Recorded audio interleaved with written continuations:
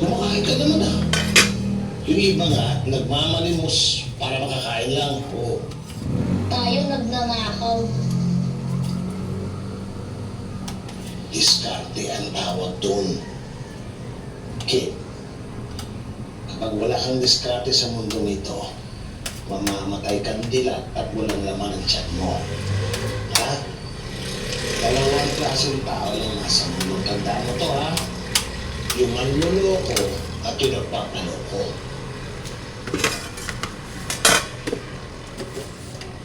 Lo, dami mo nga sa dagat. Minsan lang, lo. Katulad niya, no?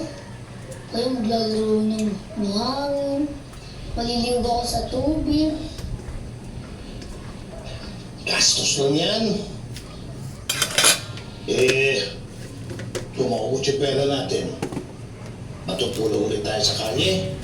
O, tinitipid lang natin ang kinita natin eh. Tapos gastos pa nasa isip mo. Nasusunod kasi, lo.